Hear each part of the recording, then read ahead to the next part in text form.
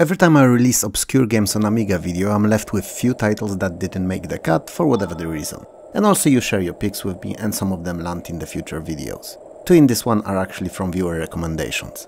But the pile just grows bigger and bigger and I have easily games for at least another two of these. So if you like rare and little known games, there's more to come. For now, I will shut up about it and we'll just get on with the video. Enjoy! Pac-Man 96 is an unofficial Pac-Man clone that was very little known because it was only ever officially released in Austria. And if you played it somewhere else, the game was either imported or got there, let's say, semi-legally. Well, whatever. In essence, it's your everyday Pac-Man but enhanced. For instance, some mazes feature invisible walls that are only shown when you get close to them, which may cause a bit of a panic at start when you suddenly face the wall that was just not there, until you realize that's the case with this game and just adjust your gameplay to keep them in mind. When you complete the last 30-second level, the gameplay will carry on from the first, just at raised difficulty.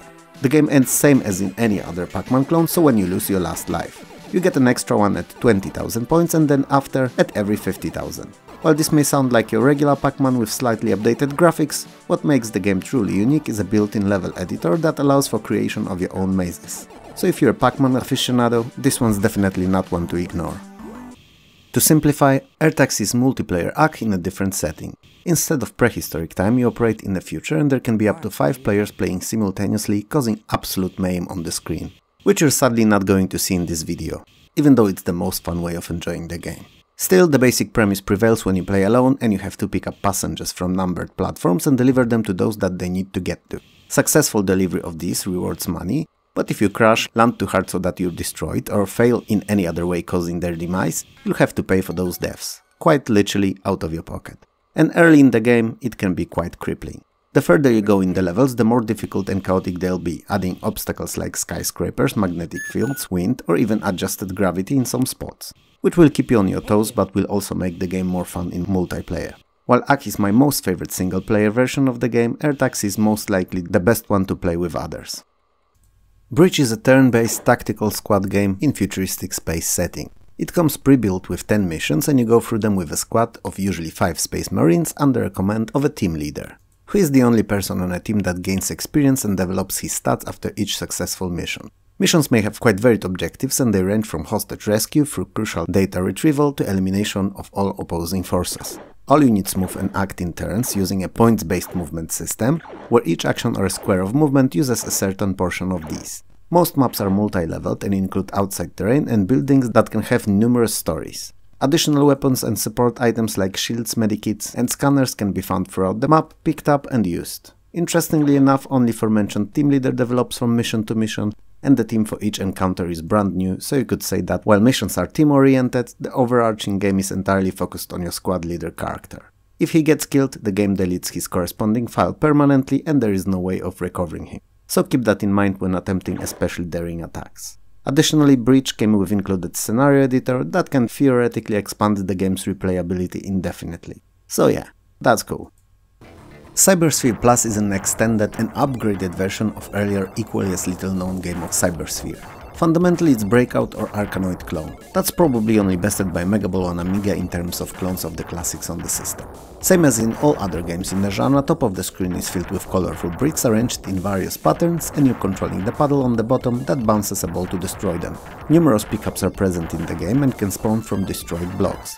Cannons, wider or more narrow paddle, extra ball and temporary floor are among many others, and this influence the gameplay and your progress considerably. Don't wanna repeat myself, but also like in the original. The game's divided into several sectors, each containing a few regular levels and a couple of bonus ones that can be unlocked via special pickup. Cybersphere Plus is a treat to those who are into Arkanoid-like games and should be a fun title for others too if they don't mind the single-screen gameplay formula.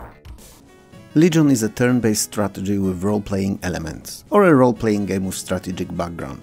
It's hard to tell. You start with 5 characters that can come from 9 different races and are described by 6 statistics: strength, energy, speed, resistance, magic and experience. You can buy gear for each of your party's members and it will increase their stats. Your team may be controlled as a whole or as individual units. The game's played in 2 modes. In first you can check and adjust your equipment between the characters, upgrade your controlled settlements and form new legions. In second you control each unit separately, traveling and experiencing the world.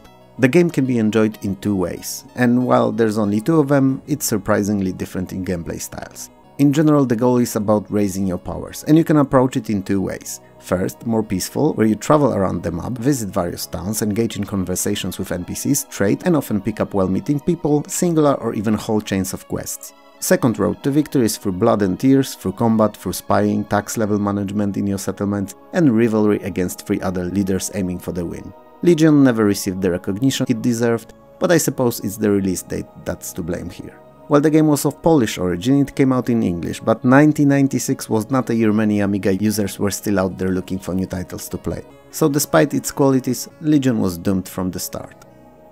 Alien Fishfinger is an arcade platform shooter developed in its entirety in Blitz Basic 2 by a single person, one Mr. David Cruikshank. If by any chance you're watching this, David, and I butchered your surname, sorry.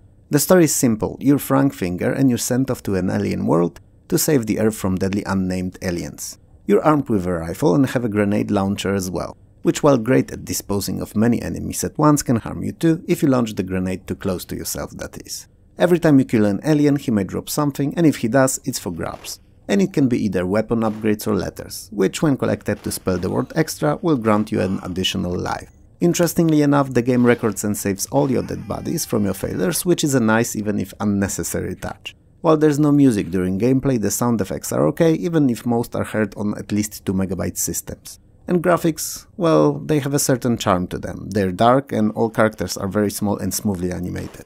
But what's really important here is that Alien Fishfinger is a blast to play. There's hardly any other games on the Amiga that are so straightforwardly fun in its purest sense. I'd argue that Alien Fishfinger is more fun than some of the so-called Amiga classics are. Snare is a single-screen arcade puzzler with over 30 levels to beat. You've no doubt noticed already that there are some obvious similarities between Snare and cult classic Boulder Dash. But in spite of that, both are distinctively different games. Your main task is to retrieve all gems from each level before the time runs out. If it does, the earthquake will destroy everything. As you grab those gems left and right, you have to avoid both deadly aliens and obstacles. Aliens come out from the generators and are always out to get you. But they move in a very predictable pattern, so outsmarting them will be a key to completing many of the stages. In some levels, skull and crossbone blocks will be present. When pushed, they turn into bombs, leaving you with just a few seconds to react and get out of the blast range. The explosion kills nearby aliens and destroys solid walls, so they are another of the level-solving mechanics that you'll be utilizing often. You also come across teleports that work the way you'd expect them to. Rocks that can hide gems, switches, and clocks that extend your allotted time. Touching an alien, facing an explosion or running out of time costs you 1 of your 5 lives. Snare is not a game I knew about before, but I'm glad that I found it.